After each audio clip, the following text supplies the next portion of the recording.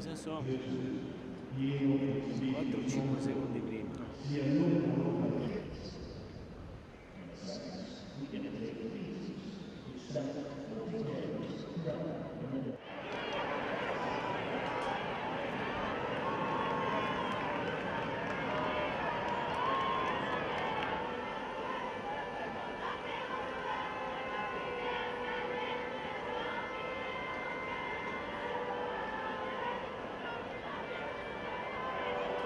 Desidero esprimere nuovamente la mia vicinanza ai malati del coronavirus e agli operatori sanitari